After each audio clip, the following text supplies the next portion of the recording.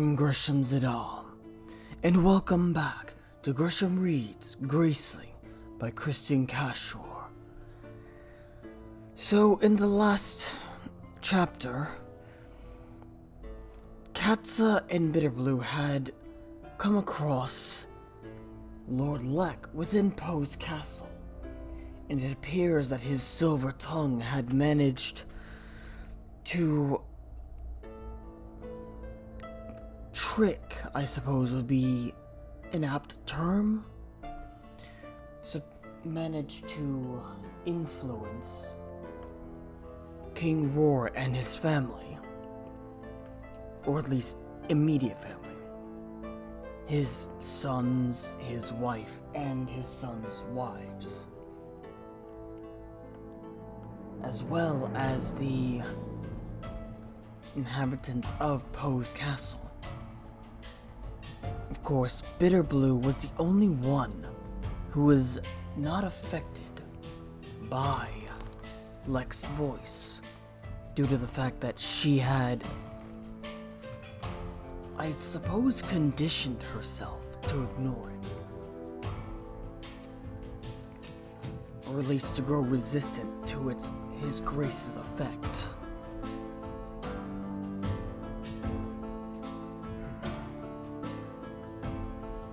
Anyways, through a bout of fortune, Katsa was able to break through the fog clouding her mind for a brief moment, enough for her to throw a dagger and kill Leck.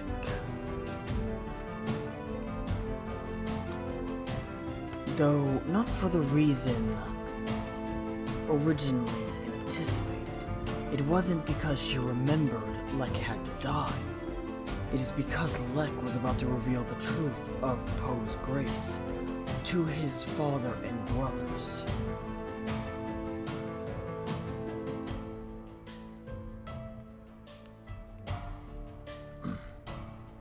And Katsa remembered that if such a secret were to get out, then Po's life would effectively be ruined.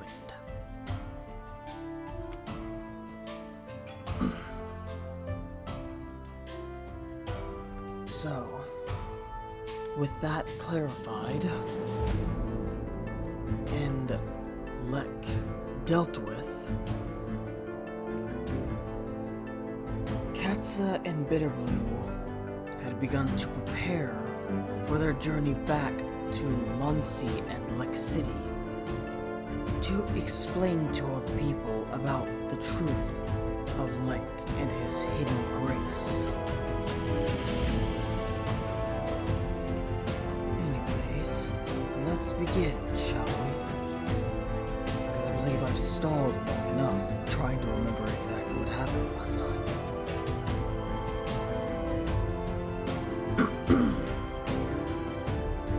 Chapter 36. Katsa kept to a far corner of the deck, as Bear and Red and a number of other men hauled the ropes that swung Leck's coffin on board. She wished to have nothing to do with it, wished even that the ropes would snap and pitch Leck's body into the sea, to be torn apart by sea creatures. She climbed up the mast and sat alone in the riggings.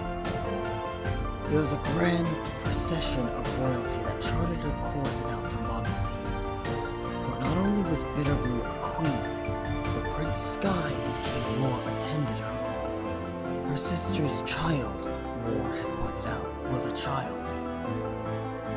And even if she weren't, she returned to an impossible situation. A kingdom deeply under a spell, a kingdom that believed its king to be virtuous and its princess to be ill, weak, and possibly even mad. The child queen could not be sent off trippingly to Monsea to announce that she was now in charge and denounce the dead king an entire kingdom adored. Bitterblue would need authority, and she would need guidance. Both of these Ror could provide. Ror would would send Skye to Po. Silver, Ror had sent on a different ship to the Midlands to collect Grandfather Tilith and bring him home. His remaining sons Ror had sent home to their families and their duties, turning a deaf ear to each son's insistence that his proper place was in Ror City, managing Ror's affairs. Ror left his affairs instead to his queen, as he always did when circumstances took him away from his throne. The queen was more than capable. That is a good thing, for a king to recognize his queen as fully capable, just as capable as him. Katsa watched Ror day after day from her place in the riggings. She became familiar with the sound of his laughter and his good-natured conversation that set the sailors at ease. There was nothing humble or compromising about Ror. He was handsome, like Po, and confident, like Po, and so much more authoritative in his bearing than Po could ever be. But, and this Katsa came gradually to understand, he was not drunk on his power. He might never dream of helping a sailor to haul a rope, but he would stand with the sailor interestedly while the sailor hauled the rope, and ask him questions about the rope, about his work, his home, his mother and father, his cousin who spent a year once fishing in the lakes of Mandar.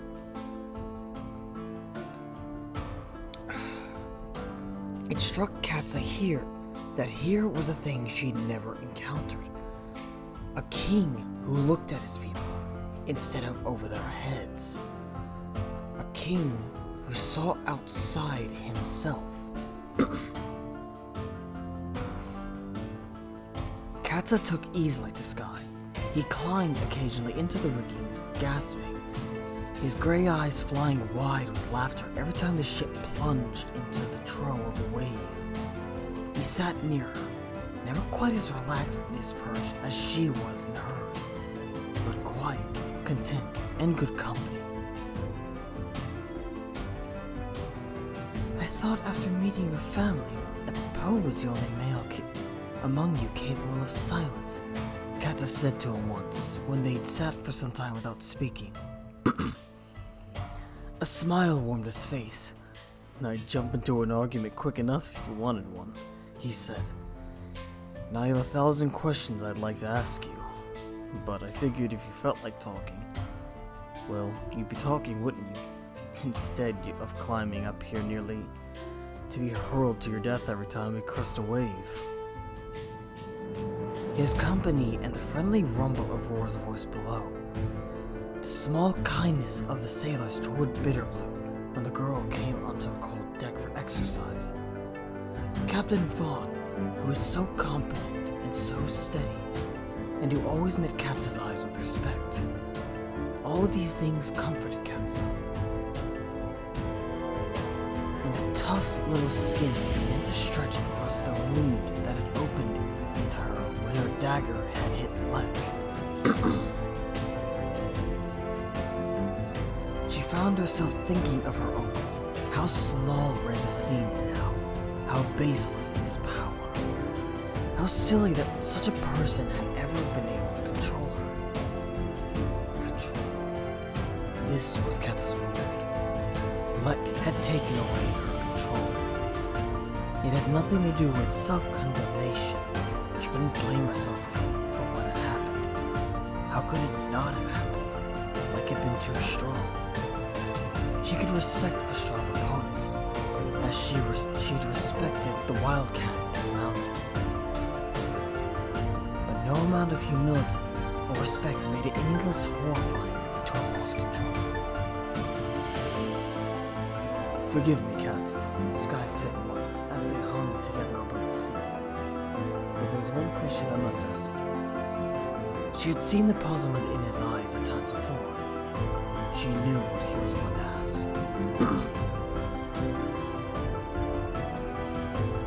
You're not my brother's wife, are you? She smiled grimly. No. Then why did they wind it on the ship called the Princess? She took a breath to ease the jarring of his question against her wound. She reached into the neck of her coat and pulled the ring out for him to see.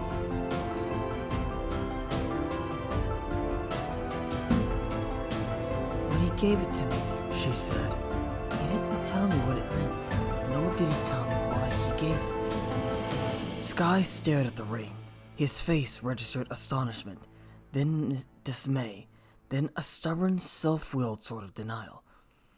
He'll have some rational reason for it, he said. Yes, Katsa said. I intend to beat it out of him. Skye laughed a short laugh and lapsed into silence. Grace of worry lingered low on his forehead. And Katsa knew that the tough scar that formed over the ache within her had as much to do with her future lack of control as her past. She could not make Po be well, any more than she had been able to make herself think clearly in Leck's presence. Some things were beyond her power, and she had to prepare herself for whatever she found when she reached Po's cabin at the base of the Monsean mountains. The delay, once the ship had docked in Monport and the party had disembarked, was unbearable. The captain of the Monport Guard and the nobles of Leck's court, stationed in Monport, had to be summoned and made to understand the incredible truths were presented to them. The search for Bitterblue, still underway, had to be called off, as did the instructions to take Katsa alive and Po dead. Ror's tone on this last point froze into something very cold. Has he been found? Katsa interrupted. Has who? The captain of the Monport Guard asked stupidly, his hand to his head, his manner afflicted with a vagueness the Lined party recognized. Have your men found the Lined prince? Ror snapped, and then more gently as the eyes of the captain and nobles moved confusedly to Skye. The younger prince. He's a Graceling with silver and gold eyes. Has anyone seen him? I don't believe he's been seen, Lord King. Yes, I'm sure that's quite correct. We've not found him. Forgive me, Lord King. The story you've told, my memory. Yes, Ror said. I understand. We must go slowly. Katsa could have torn the city down stone by stone. So wild did it make her to go slowly. She began to stalk back and forth behind the Lined king. She crouched to the floor and grasped her hair. The conversation droned on.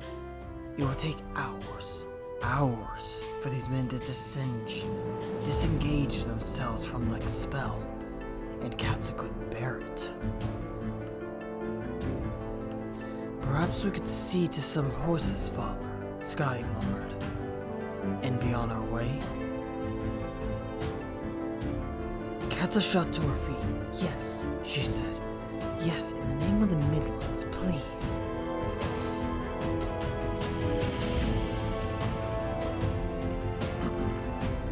Ror glanced from Skye to Katsa, and then to Bitterblue. Queen Bitterblue, he said. If you'll trust me to manage the situation in your absence, I see no reason to delay you. Of course I trust you, the child said, and my men will defer to your judgment in all things while I'm gone. The captain and the nobles stared open-mouthed at their new queen, half Ror's height, dressed like a boy, and utterly dignified. They furrowed their eyebrows and scratched their heads, and Katsa was ready to scratch her own eyes out.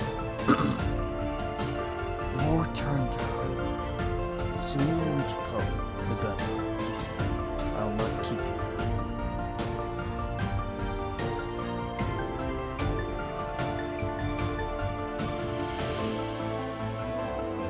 We need 2 horses, Katsa said. The fastest in the city. And you need a Monsean guard, Ror said, for no one you pass will realize what has happened. Any Monsean soldier who sight you will try to capture you. Katsa flicked her hand impatiently. Very well, I'll guard. But if they can't keep up with me, I'll leave them behind. She swung towards Skye. I hope you ride as well as your brother.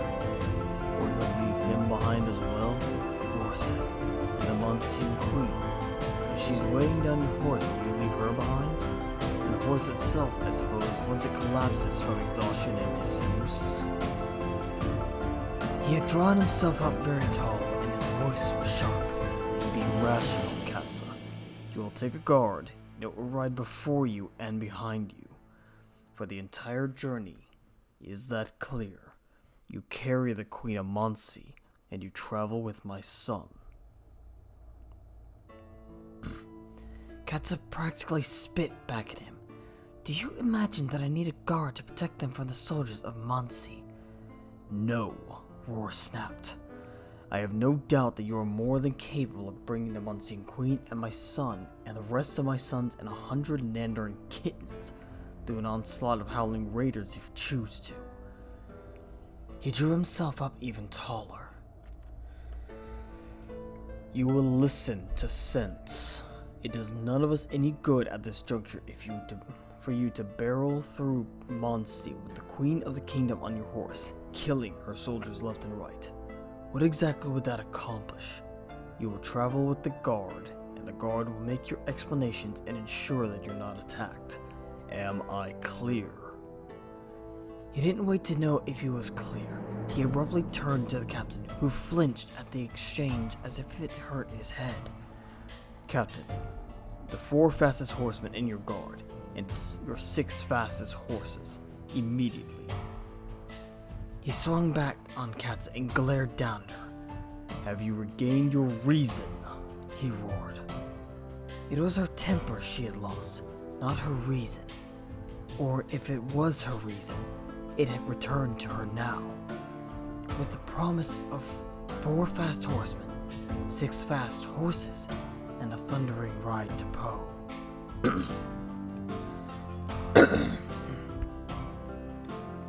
They rode fast and passed few people.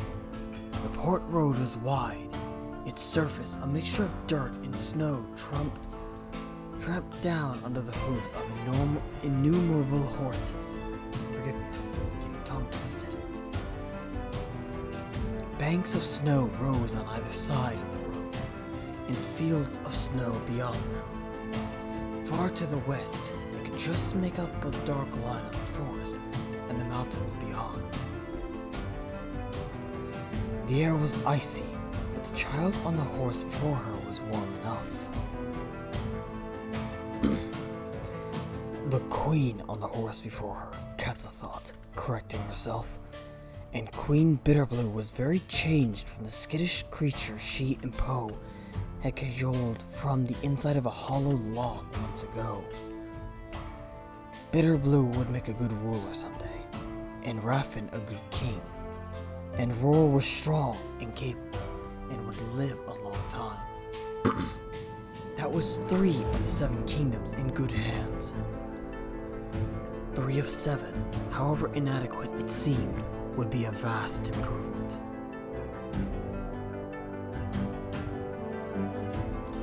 There were towns along the port road, towns with inns. A party stopped occasionally for a hasty meal, or to seek shelter from the bitter late winter nights. Their guard was the only thing that made this possible, for every soldier in every room they entered jumped up at the sight of them, hand to weapon, and remained in that guise until the explanations of the guard, and some words from Bitterblue, relaxed his vigilance.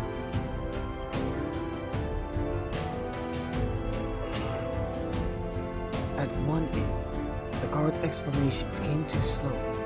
A marksman across the room fired an arrow that would have hit Skye had Katsa not jumped on the prince and knocked him to the floor.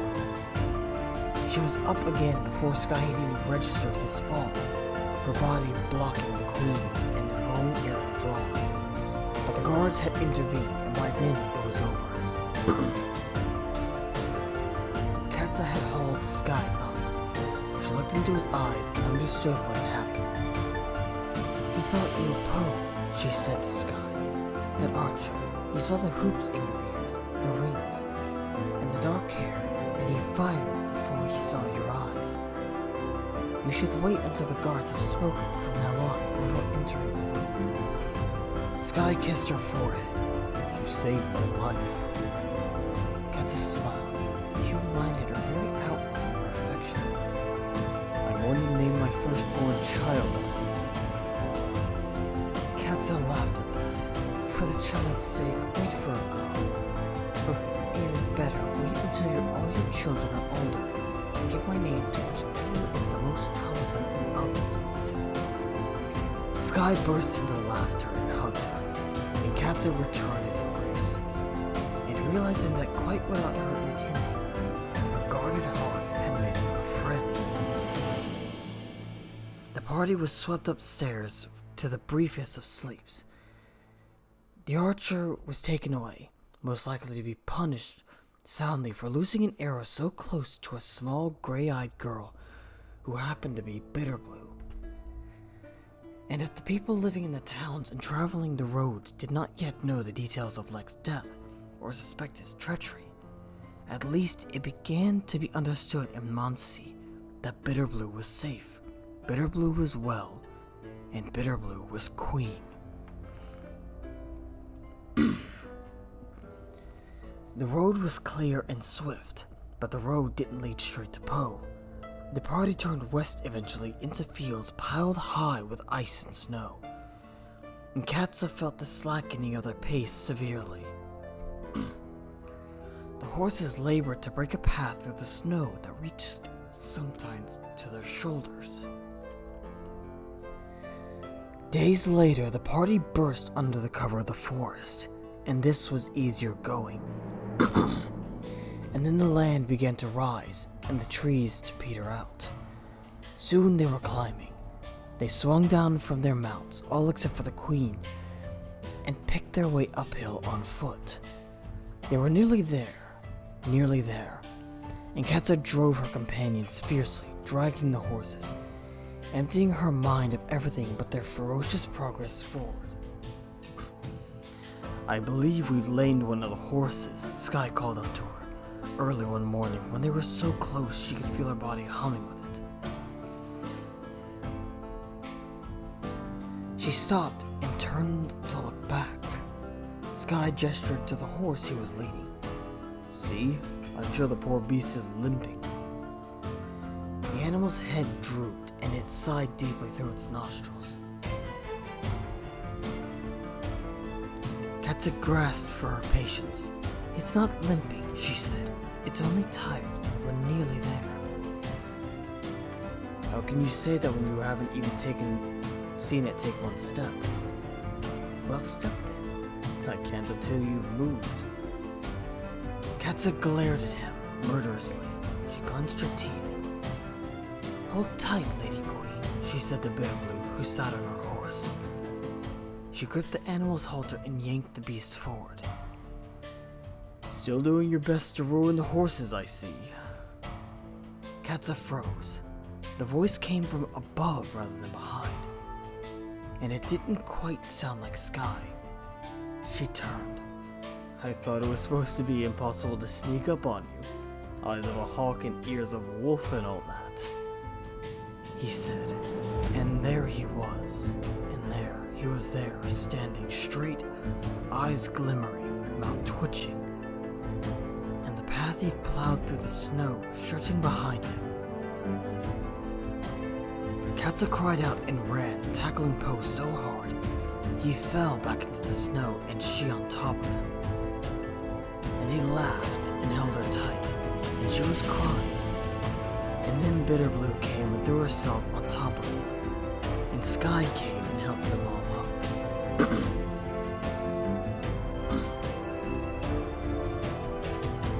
Po embraced his cousin properly. He embraced his brother, and they messed up each other's hair and laughed at each other, and embraced again. And then Katsa was in his arms again, crying hot tears into his neck, and holding him so tightly he complained he could not breathe. shook the hands of the smiling, exhausted guards and led the party, lame horse and all, up to his cabin.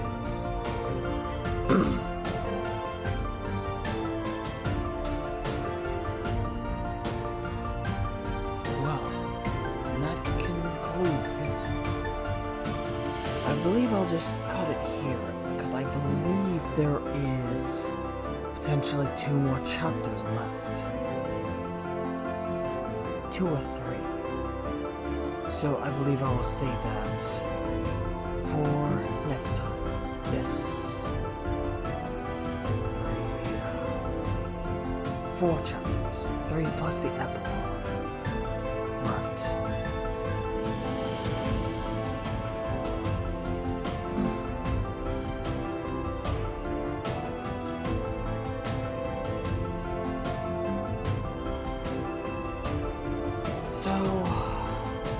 They finally reunite with the long-lost prince. And we get to see what makes Ror such a fascinating king. One that all royalty should emulate.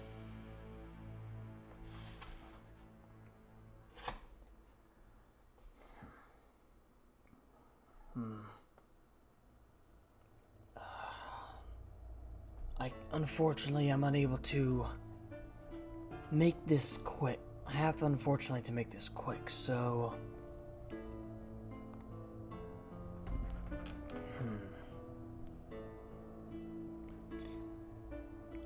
Right. If you enjoyed the video, be sure to leave a like and a comment down below telling your favorite part. Also, feel free to share the video around, as the viewership will assist this channel in growing.